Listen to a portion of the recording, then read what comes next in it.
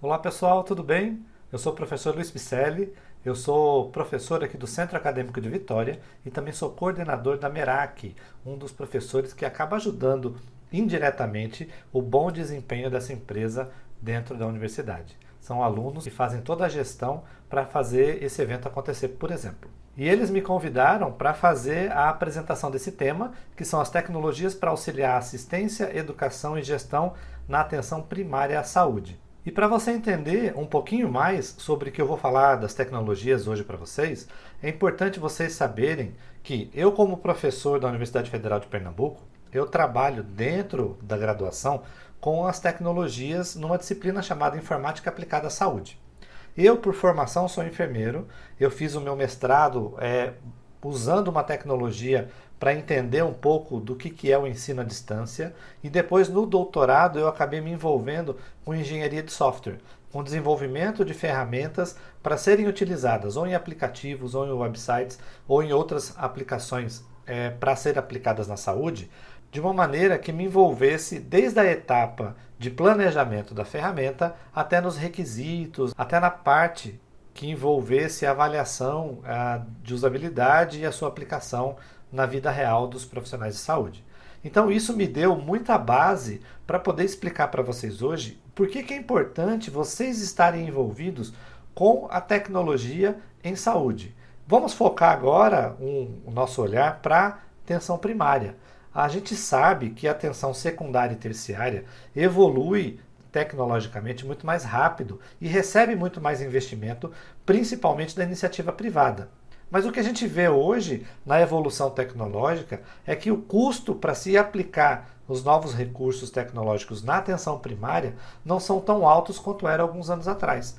Então, em alguns países em desenvolvimento já se usam a tecnologia para aprimorar o cuidado da sua comunidade como um todo, e é muito provavelmente que o que eu vou falar no final dessa apresentação vocês devam estar observando no nosso dia a dia daqui a alguns anos. Tá? Então é importante que vocês saibam que o que existe hoje disponível e algumas tendências que podem estar surgindo no dia a dia para vocês. Vamos lá? Qual é o seu papel dentro da tecnologia em saúde? É muito importante você entender que, como profissional, como aluno de graduação, como professor, né, independente da área que vocês estiverem atuando, quando vocês pensarem, você tem uma tecnologia para atuar, você tem uma tecnologia para testar, você tem uma tecnologia para desenvolver, você precisa entender qual é o seu papel. Na maioria das vezes, o seu papel está no usuário, o seu papel está como o profissional que está lá na ponta, que vai receber aquela ferramenta para fazer uso daquela tecnologia na assistência, na gestão, na educação e assim por diante. Então é muito importante que vocês observem que essas tecnologias, na maioria das vezes, elas foram feitas, elas foram desenvolvidas para que você aplique no seu dia a dia e você tenha uma otimização do seu trabalho. Essa é a ideia da tecnologia. Nunca a tecnologia vai ser desenvolvida, no nosso caso de profissionais da enfermagem, para substituir o seu trabalho. Mas ela está vindo para aprimorar o que você faz, para te dar mais agilidade, para te dar mais precisão naquilo que você está fazendo. O que acontece na maioria das vezes com a minha experiência, que eu tive de anos na aplicação de tecnologia e eu tive anos de experiência na atenção primária e secundária? Você tem profissionais que têm resistência a testar novas ferramentas. O cara está lá, o profissional está há muitos anos trabalhando no papel, registrando as informações no prontuário do paciente. De repente vem uma tecnologia para trocar aquele papel para ser um formulário eletrônico. E muitas pessoas dessas que têm medo da tecnologia, elas acabam tendo resistência a testar, a pensar fora da caixa, a se dar a oportunidade de usar uma ferramenta nova para fazer o seu trabalho. Às vezes você vai perceber que facilita muito isso, mas se você tiver resistência, você já vai ter um bloqueio na hora de usar aquela ferramenta. Então é muito importante, quando vocês estiverem como usuários de uma ferramenta, que vocês olhem para aquela ferramenta e o que ela pode trazer de positivo para o meu trabalho.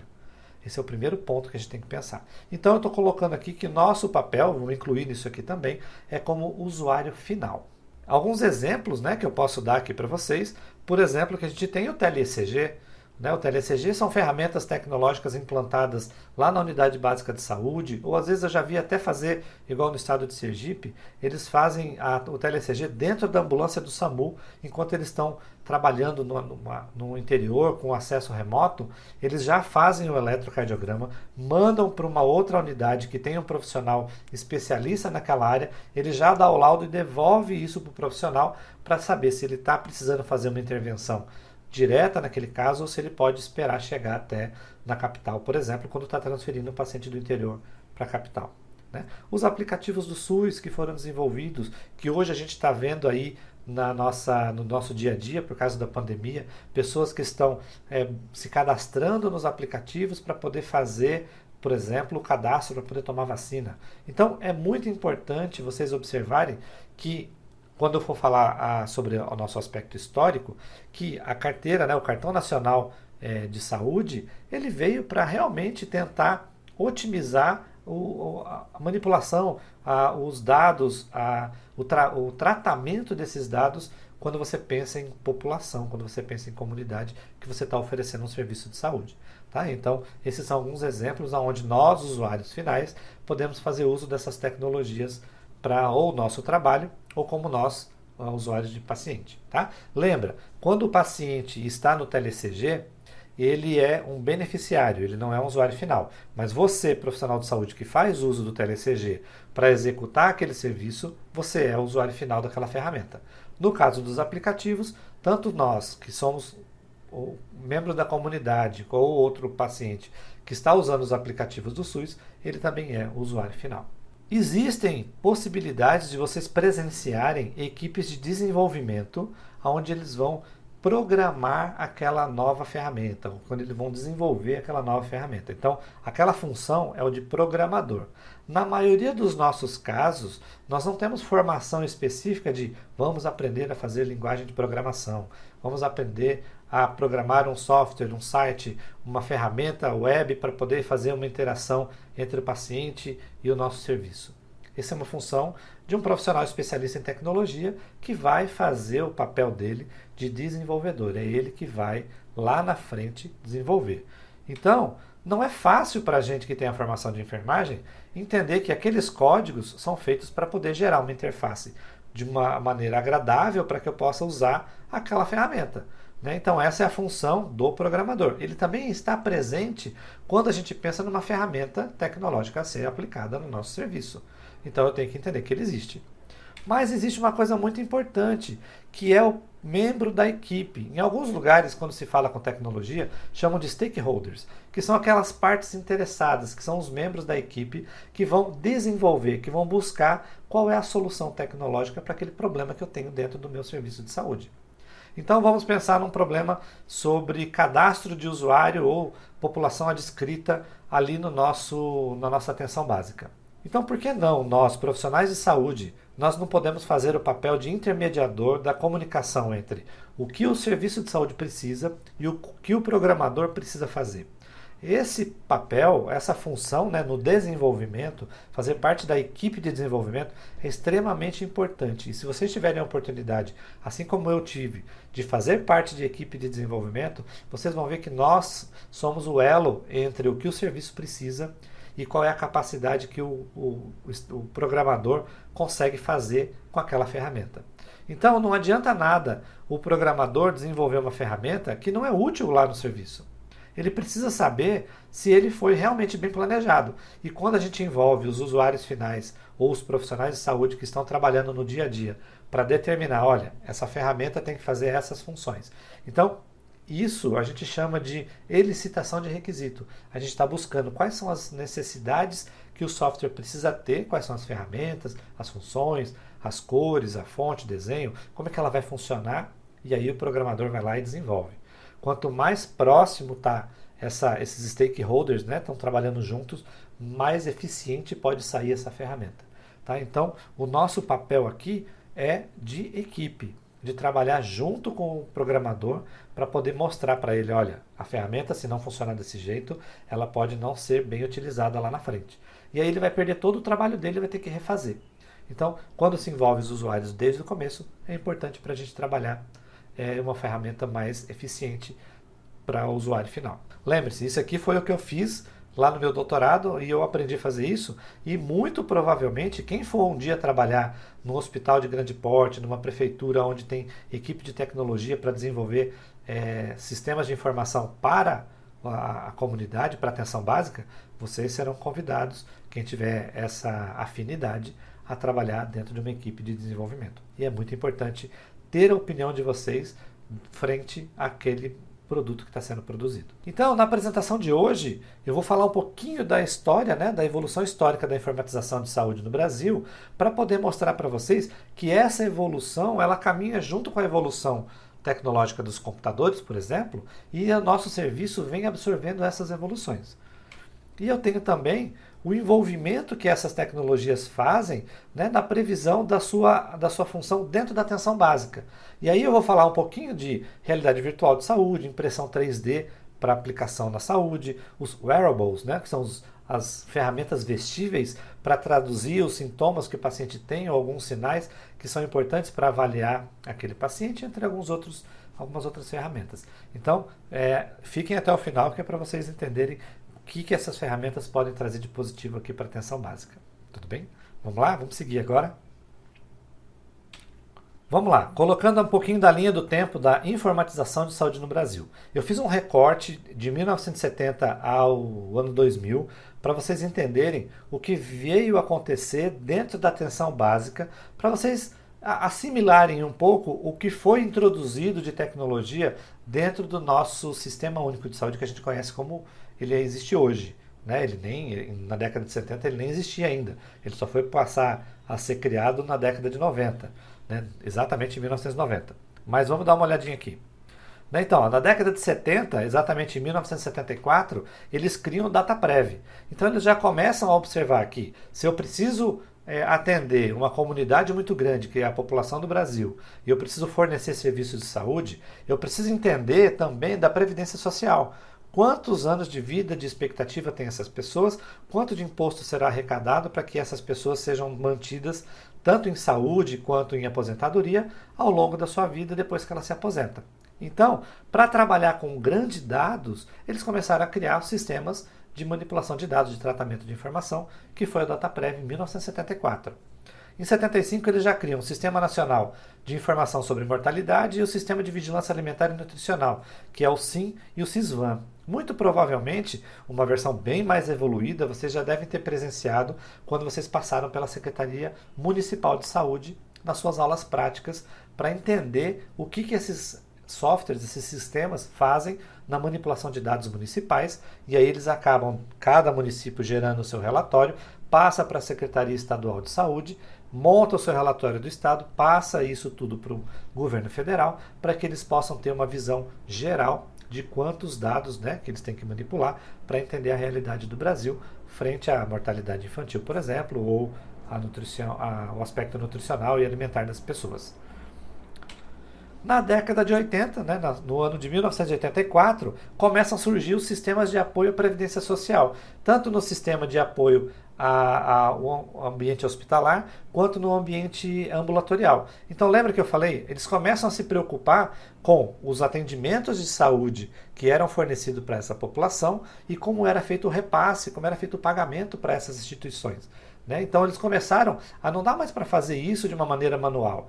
Eu recebi o atendimento aqui, ele assinou, vou mandar a ficha para o município, do município manda para o estado, do estado manda essa ficha para o governo federal, ele entende como é que funciona o atendimento no Brasil e devolve o dinheiro para aquela unidade. Não dava mais para fazer isso em papel. Tinha que existir um sistema para poder fazer esse apoio. Então eles já desenvolveram tanto esses sistemas vinculados à Previdência Social, quanto aos atendimentos vinculado, paralelo aos ambientes hospitalares e ambulatoriais.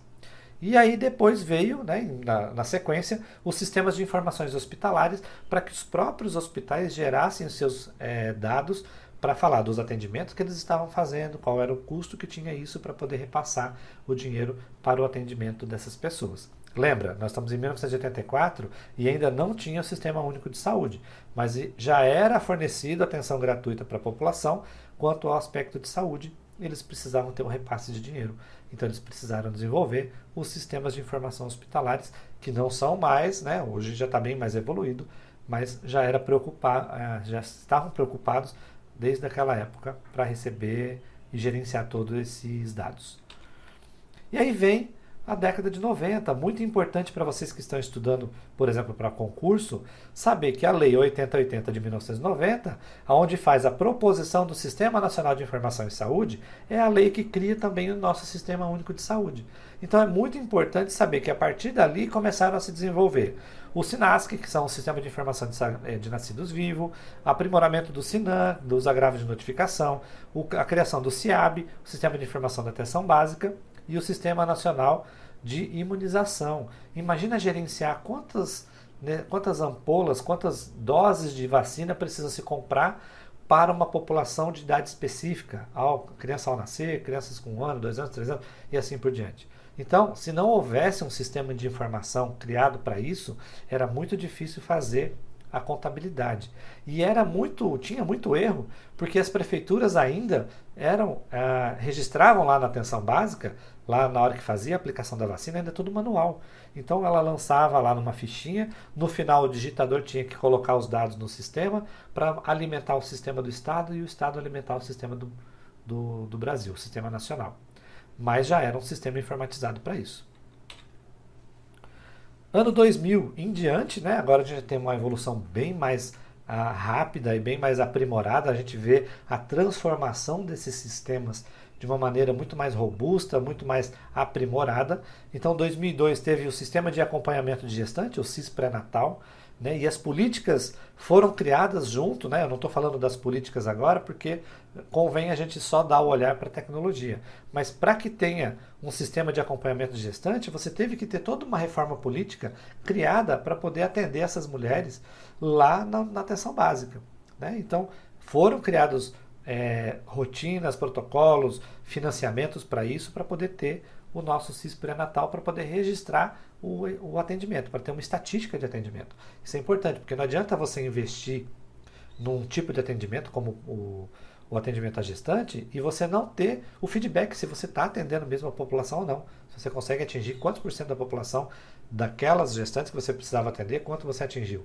E aí você consegue observar, dentro do aspecto gerencial, a área que está deficitária, qual é a região do Brasil que precisa melhorar, e aí você move os seus investimentos para melhorar aquela situação.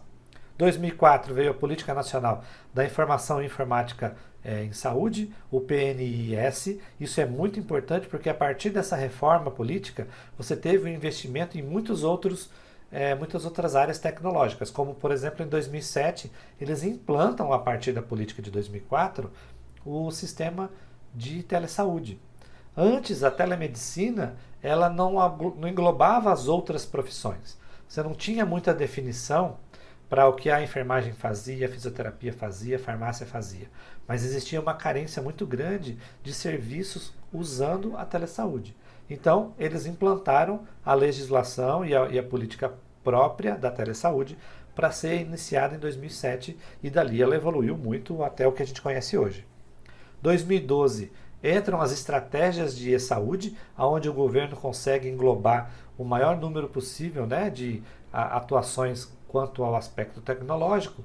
E aí vem, em 2013, o Sistema de Informação do eSUS na atenção básica e, em 2017, o e-saúde, que são os aplicativos que hoje a gente conhece, que englobam a maior parte dos atendimentos que a gente tem hoje dentro da atenção básica, que é o cartão do SUS, a carteira de vacinação digital, os atendimentos, né, que você tem dentro da unidade de saúde, já se torna algumas unidades autossuficientes de alimentação de dados, não precisa passar pela secretaria para alguém digitar, esse dado é gerado dentro da própria unidade de saúde e assim por diante. O que é importante a gente relatar com isso? Que mesmo tendo anos e anos e anos de desenvolvimento, a gente ainda não conseguiu ter um sistema eficiente de referência e contra-referência. Se por um acaso o meu paciente é atendido na atenção básica, ele vai para a atenção secundária ou terciária, faz uma cirurgia, volta para a atenção primária, ele volta sem nenhum feedback do que aconteceu no hospital, se não for vir com uma cartinha ali escrita pelo médico ou pelo enfermeiro que fez o atendimento e deu a alta para ele, para devolver isso para a atenção básica. Né? Então, esforços existem, desenvolvimento de novas tecnologias para montar um prontuário eletrônico universal existe, mas ainda não tem força política para implantar isso de uma maneira eficiente.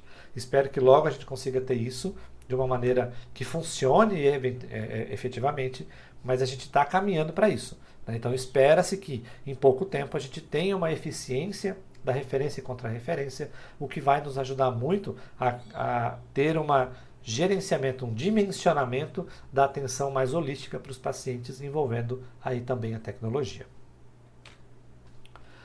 Eu trouxe essa referência que eu achei muito interessante.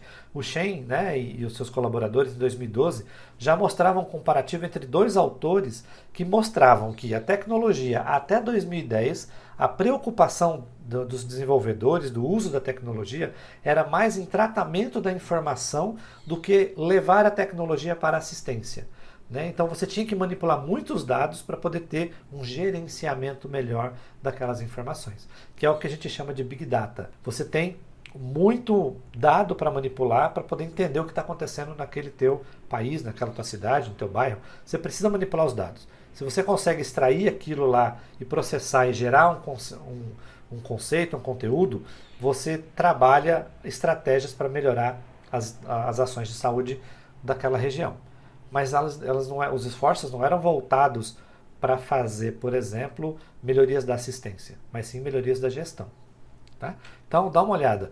Então, Shen trouxe, né, uma observação importante, onde ele comparou dois grandes pesquisadores, que é o Agraval e o Davenport. Desde 2014, eles estavam olhando numa perspectiva histórica para onde eram os esforços do desenvolvimento tecnológico. E aí eles começaram a definir que aqueles investimentos de tecnologia vinham para decisão, né, suporte à decisão, tomada de decisão dos profissionais. Eu estou falando isso de uma maneira geral, porque eles não eram especificamente de saúde, mas eles começaram a entender que todo o investimento tecnológico em qualquer área era voltado no final para você trabalhar com os Big Data, para você trabalhar com os grandes dados, aquelas grandes informações, que a partir dali, quando você tinha um entendimento melhor de toda a informação, você tinha condições de planejar suas estratégias para melhorar a ação para as áreas deficitárias. Tá? Então, tudo isso que eu falei até agora foi para mostrar para vocês o seguinte: até 2010, os investimentos eram para trabalhar a informação. A partir de 2010, quando eles compreendiam a informação, o que tinha de deficitário em cada área, e agora a gente pode aplicar isso para a saúde, eles conseguiam olhar e falar, ok, eu preciso então melhorar estratégias para aquela determinada área, para aquela determinada região. E aí no Brasil não foi muito diferente, né? O foco sempre foi para a gestão da informação. Então imagina, hospital, sistema de transplante, sistema de imunização, gestão de compra de medicamentos para o SUS, você tem todo um gerenciamento da população inteira. A gente tem mais de 200 milhões de brasileiros que têm dependência do SUS, uma grande parte dessa população faz uso do SUS. E, por exemplo, quando você pensa em imunização, uma parcela muito maior, mas quando você pensa em atendimento hospitalar, uma parcela menor, mas você ainda tem uma informação muito pesada para se avaliar, para se gerenciar. Então, no Brasil também tinham a necessidade de gerenciar essas informações. Então é importante olhar para essa figura que eu coloquei aqui agora, o quanto de recurso era intercalado para você manter um sistema ativo. Né? Então, com a evolução tecnológica, vamos pensar assim, os smartphones evoluíram muito rápido. Quando eu entrei na faculdade em 96, eu ia para a biblioteca, eu não tinha celular, mas eu tinha que ir lá na biblioteca procurar nas fichas catalográficas onde estava o livro. Eu comecei a dar aula no CAV há 15 anos atrás, os alunos, algum ou outro aluno tinha ali um celular e ele podia ir na biblioteca, consultar na biblioteca pelo computador onde que estava o livro. Hoje você não precisa nem sair de casa. Pelo seu celular, o seu celular tem uma potência de processamento de informação que era muito mais rápido do que o computador que eu tinha 2, 3, 4 anos atrás. Né? Então, a evolução dos smartphones trouxe com que a tecnologia ficasse mais fácil, mais leve de se trabalhar e você tivesse um custo mais baixo. Então, desenvolver hoje um aplicativo direcionado para o celular, ele tem uma capacidade de processamento de informação muito mais ágil e você pode trabalhar isso dentro de um mini computador que está no seu bolso. Né? Então, você pode processar a imagem, você pode processar texto, você pode processar áudio, vídeo e trocar informações de pessoa para pessoa, porque eu tenho um recurso tecnológico na minha mão, eu tenho a internet hoje que está cada vez mais barata, não estou dizendo que é gratuita, mas você tem a possibilidade, por exemplo, quem é aluno da universidade, usar o Wi-Fi da própria universidade. Quem trabalha com atenção à saúde, usa o Wi-Fi do posto de saúde e assim por diante. Né? Então surge nesses investimentos para o e-saúde, para com que os aplicativos do SUS fossem voltados agora não só para a gestão de conhecimento, gestão da informação, mas agora para a gestão da assistência, né? Melhoramento da assistência, o que eu posso melhorar da atenção ao profissional de saúde com os pacientes e até para a educação. Né? Você teve, dentro dos aspectos de telesaúde, depois eu vou falar ali, o aspecto de atenção, segunda opinião, né? E educação. Né? Então você tem que ter, né, a visão de que os esforços para investimento em tecnologia estão vindo para melhorar agora também essas outras áreas. Né? Então a demanda passa a ser não só gestão, mas assistência e ensino também. E isso é muito importante. Né? Então, uma experiência que a gente teve nesse ano, há pouco tempo os alunos defenderam os TCCs, os trabalhos, né, de conclusão de curso no Centro Acadêmico de Vitória, e eu tive a oportunidade de orientar o William Victor. Né? O William foi meu aluno lá no Container Saúde, um projeto que eu tinha com tecnologia, e ele fez um estudo sobre a elicitação de requisito. Lembra que eu comentei um pouquinho lá atrás? Elicitação de requisito é aquela etapa onde você busca entender quais são as funcionalidades de um software, né, que será desenvolvido. E aí ele fez a elicitação de requisito, ele fez a identificação quais são os fatores necessários para se ter de um software com aplicação na enfermagem. E por incrível que pareça, no final da revisão que ele acabou fazendo, ele encontrou 14 estudos que desenvolveram 14 aplicativos diferentes e que todos eles tinham enfermeiros envolvidos no desenvolvimento. Lembra a história da equipe, do stakeholder? Pronto, ele identificou que esses profissionais estavam envolvidos lá no desenvolvimento daquelas ferramentas.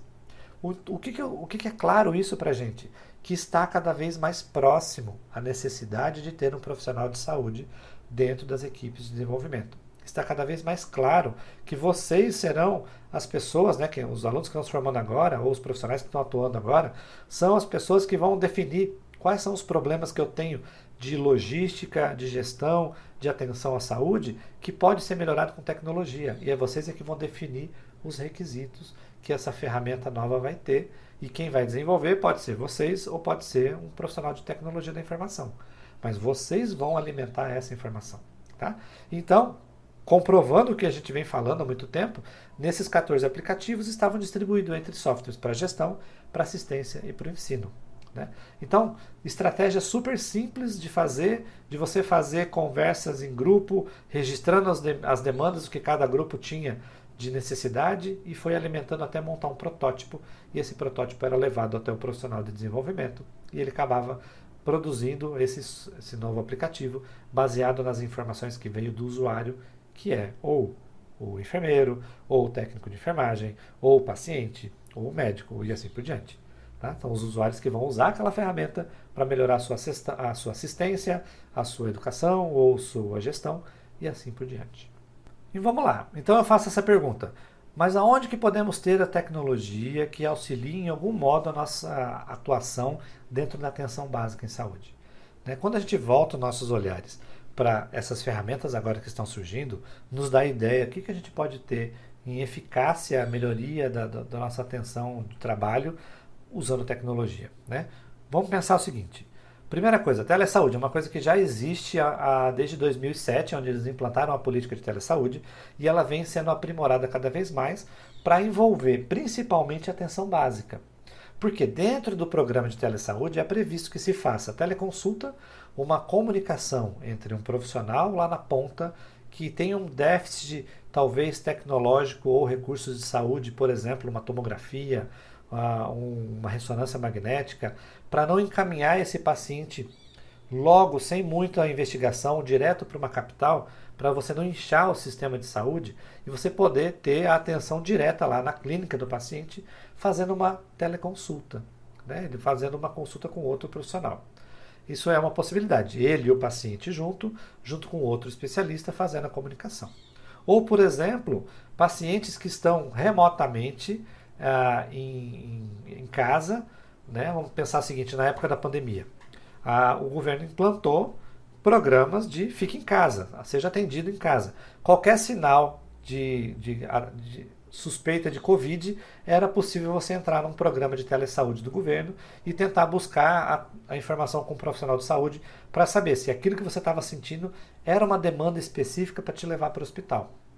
Né? Então, a teleconsulta funciona, ela existe, ela precisa só ser regulamentada de uma maneira onde, primeiro, não tenham falhas de comunicação, segundo, tenham segurança da informação, terceiro, garanta com que o profissional que esteja atendendo faça com que seja respeitado o direito de tomada de decisão dele, porque é ele que está cuidando do paciente, e quarto, que você tenha estrutura cultural e profissional para poder implantar isso de uma maneira segura. Estou dizendo que funciona 100%? Não, mas ela está melhorando cada vez mais. Então saibam que existe a teleconsulta e existem regulamentações para isso. Hoje os planos de saúde implantaram cada um com o seu, por causa de propostas e políticas públicas que foram criadas por causa da pandemia, programas de telesaúde, porque tem algumas situações que você não precisa se expor a um ambiente hospitalar para fazer a consulta em determinadas situações. Tá? Então só estou dando um exemplo do que pode acontecer. A teleeducação, muitos profissionais de saúde querem se capacitar, querem aprender recursos novos, técnicas novas, mas não têm condições de sair da sua região e mudar, viajar 3.000, 4.000 quilômetros para poder estudar em São Paulo, por exemplo, onde tem uma especialidade específica de um curso lá. Ele pode fazer a capacitação através da teleeducação. E a segunda opinião pode ser feita tanto pelo paciente quanto pelo profissional, quando ele busca um outro profissional. E dentro do programa de telesaúde está previsto isso, onde o profissional que atendeu determinado paciente tem dúvida se ele precisa ser encaminhado para uma área especialista ou não, ele trocar ideia com o próprio especialista e falar, olha, o quadro clínico desse paciente é esse, não tem o recurso tecnológico para investigar com muita precisão, né? E ele faz uma consulta, uma segunda opinião com outro especialista e ele traz para vocês uma opinião que vai definir se ele vai ser encaminhado para a capital ou não através da segunda opinião. Então esse é o aspecto da telesaúde, é uma das tecnologias que a gente tem hoje implantada e funciona muito bem.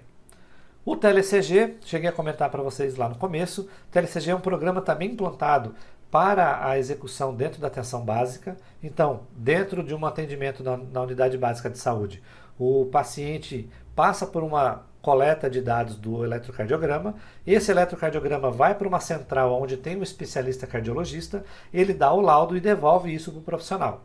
Lá na ponta, o profissional avalia se aquele paciente realmente precisa de uma intervenção, se ele precisa ser encaminhado para o hospital ou se determinada medicação vai funcionar para ele ser atendido localmente.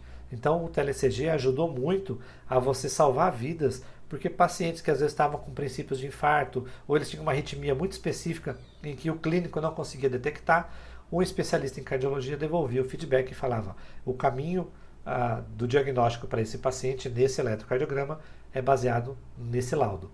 E aí você tem uma agilidade, porque você poderia encaminhar esse paciente para uma outra unidade que fizesse eletrocardiograma, esperasse alguns dias para poder ter o resultado do laudo e devolvesse isso para o clínico lá no consultório. Agora você faz isso em 30, 40, 50 minutos, você tem de volta um feedback já dando o laudo para aquele paciente, sem ter o cardiologista naquela cidade. Tá? Então é um programa implantado também para a atenção básica e vem funcionando muito bem. Carteira eletrônica de vacinação. Imagina como era alguns anos atrás, onde você tinha que ter essa carteira de vacinação em papel, com todos os registros, e de repente você tem, aconteceu alguma coisa, você perdeu a sua carteira de vacinação. E para recuperar o histórico daquela informação? Não tinha como fazer isso. Hoje, com a carteira digital, né, a carteira eletrônica de vacinação, eu consigo verificar, por exemplo, que eu tomei a vacina tal, dia tal, lote tal, quem foi a unidade que aplicou, qual foi a cidade que eu tomei. Isso é muito importante para você acompanhar a demanda que você tem de atendimento à população específica, as estratégias de combate a determinada doença e, por exemplo, o combate da pandemia, para você saber quantas pessoas foram vacinadas ou não. Tá? Então, a carteira eletrônica de vacinação, hoje você já tem possibilidade de ter ela na sua mão, no seu smartphone, e você tem um registro arquivado do seu histórico de vacinação. A gente deve acreditar que todo investimento que a gente imagina que seja muito caro, ele ainda vai chegar no Sistema Único de Saúde. Ele ainda vai chegar na atenção primária. É aquilo que eu falei, o hospital talvez receba investimento maior porque você tem a iniciativa privada. E a atenção primária no Brasil, ela é feita pelo Sistema Único de Saúde. Então a gente tem que acreditar que o SUS ainda vai receber mais potencial de investimento em tecnologia. E algumas dessas tecnologias que eu vou mostrar agora são passíveis de ser colocadas na atenção primária em tão pouco tempo que vocês nem vão imaginar. Quando vocês estiverem trabalhando, vai ter alguma situação parecida na atenção com vocês, na atenção primária, onde vocês estiverem trabalhando. Por exemplo, realidade virtual, realidade aumentada. Hoje, basicamente vocês encontram o uso de realidade virtual na educação, na maioria das vezes pela iniciativa privada, ou quando ela é educação ou assistência voltada para projetos de pesquisa. Então, a pesquisa existe, eles solicitam recurso, o recurso vem do governo federal, por exemplo, faz-se a pesquisa e vê se o impacto é positivo ou não do uso da realidade virtual. Então, você trabalhar com empoderamento do teu paciente quanto às necessidades de como funciona a doença dele, qual é a necessidade de cuidado, ou para você trabalhar qualidade de vida dos pacientes, você tem um impacto positivo nisso. Então, muito provavelmente, quando esses recursos estiverem mais baratos, como aconteceu com o celular, é muito provável que vocês tenham esse tipo de recurso a ser utilizado também na atenção primária à saúde.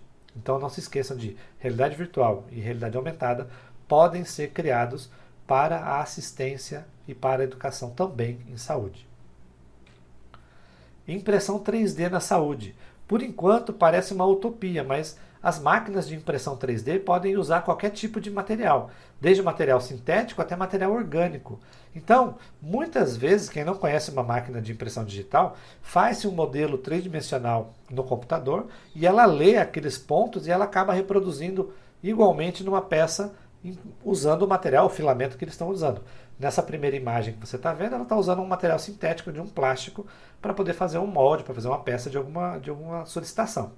Na foto do meio, você está vendo uma prótese feita, em impressão 3D. Você não precisa fazer um molde, você pode fazer diretamente projetado por tamanho específico daquela pessoa e ir trocando de acordo com o desenvolvimento do corpo dela, para não ter uma prótese muito mal proporcional ao corpo da pessoa. E na nossa pandemia, que a gente está vivendo agora, no caso da Covid, no início da pandemia, muitas pessoas que trabalhavam com impressão 3D passaram a produzir gratuitamente para as pessoas as estruturas para montar o Face Shield. Então, a minha irmã trabalhava no mestrado com projetos de impressão 3D e ela foi requisitada lá o projeto, eles falaram, gente, vamos começar a desenvolver aqui que os materiais que a gente tem serão doados para a prefeitura para poder distribuir para os profissionais de saúde.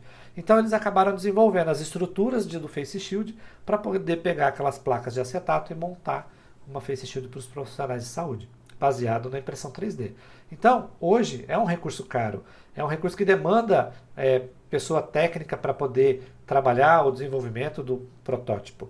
Mas daqui a pouco você está usando matéria orgânica para poder desenvolver implantes e próteses para colocar implantados no paciente que tiveram deformação por causa de neoplasia ou de algum trauma, e você vai devolver para ele uma imagem mais agradável, você vai devolver qualidade de vida para o paciente. Então, muito possivelmente, impressão 3D seja a próxima tendência a gente ter dentro também da atenção primária à saúde. Wearables, as tecnologias vestíveis, então com empresas com tecnologia como o Google, por exemplo, acaba fazendo pesquisa que a gente nem acaba tendo acesso, mas eles desenvolvem muita tecnologia para o usuário final, para a gente que é consumidor de conteúdo. Você vai lá no Google buscar alguma informação, passa por uma pesquisa e o Google é uma ferramenta hoje muito importante. Mas aliado a essa mesma tendência de ele buscar desenvolver tecnologia, porque a informática e a internet está muito acessível para todo mundo, empresas de tecnologia começam a olhar para isso e falar, bom, mas então o paciente também precisa disso.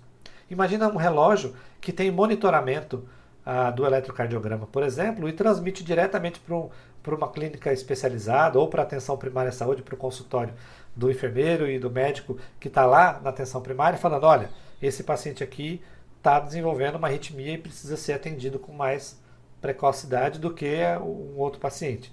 Então você tem um monitoramento de saúde através de uma tecnologia vestível, que é uma espécie de um relógio, né? Na foto da direita, se você ver, teve nas Olimpíadas agora no Japão, um atleta nosso brasileiro, ele estava com salto com vara, e ele usava um dispositivo desse para medida de glicemia continuamente. Então você não precisa ficar coletando, né, ali no dedo do paciente, furando o dedo do paciente para poder coletar uma amostra de sangue para poder fazer a medida de glicemia. O próprio aparelho faz a leitura constantemente para poder interpretar qual é a glicemia contínua da corrente sanguínea do paciente. Tá? Isso é muito legal. E aí você tem outras tecnologias, que você tem pulseiras, você tem chips implantáveis, você tem transmissores que fazem a interpretação do movimento das cordas vocais quando o paciente não consegue falar, para que você tenha uma transposição de sinais e ele emita som para que o paciente possa voltar a se comunicar. Você tem alguns óculos que dão informações para vocês a respeito do que está acontecendo no dia a dia, auxiliando pessoas com baixa deficiência visual ou até mesmo ajudando profissionais de saúde no gerenciamento de informações, né, de dados que você está dentro de um hospital, dentro de uma atenção básica. Então, essas tecnologias vestíveis, cada vez mais elas estão mais próximas da realidade. Hoje a gente vê, parece que ainda é situação de filme. Mas esse caso da glicemia, por exemplo, a gente já viu na televisão de que profissionais atletas brasileiros estão usando para poder medir a glicemia capilar. Então, para quem que tem condições de investir, já está acessível. Mas em pouco tempo essa tecnologia vai reduzir o preço e ela vai estar acessível para os nossos pacientes na atenção primária também. A ideia é de quando você pega uma apresentação como essa e você olha, poxa, essa tecnologia ainda é um sonho, parece uma utopia. Não, é o contrário. Vocês vão estar no mercado de trabalho e em pouco tempo vocês vão ser envolvidos pela tecnologia. Vocês vão estar monitorando pacientes com tecnologia, vocês vão estar registrando dados do paciente na tecnologia, vocês vão estar convidando pacientes a entender sobre o processo de saúde e doença através de recursos no celular do paciente. Então, não se deixem de se envolver, não tenham medo de se envolver, abram os olhos, pensem fora da caixinha, se exponham à tecnologia para que vocês não fiquem para trás, porque a tecnologia quando chega ela não sai mais, e a tecnologia não pense que ela veio para tomar o seu espaço, ela veio para ajudar no seu processo de trabalho. Então, pensem como uma pessoa que vai olhar para a tecnologia agora e vai falar, o que ela pode ser útil para mim? Como é que eu posso ajudar a desenvolver isso? E se chegar uma tecnologia nova para testar, explorem ela como ela foi planejada. Se ela tem eficiência ou não. Dê o feedback para a pessoa que está planejando. Olha, se fosse desse jeito seria melhor. Então, isso eu acho importante, que a gente possa participar também dos processos de planejamento. Tá? Que eu acho que vale muito a pena para nós profissionais de saúde estarmos envolvidos com isso. Espero que vocês tenham gostado dessa apresentação. Eu deixo aqui para vocês o meu Instagram, se vocês quiserem me seguir. Eu deixo meu contato, se vocês quiserem mandar algum e-mail para mim. Sigam a empresa Merak. A empresa Merak trabalha de uma maneira formidável para que eventos como esse aconteçam de uma maneira mais agradável, que eles levem conhecimento para vocês, eles buscam desenvolver novos projetos. Então, são alunos de enfermagem que acabam promovendo eventos ou projetos de melhoria para assistência à enfermagem ou até mesmo para a educação, como está acontecendo nesse evento. Tá bom?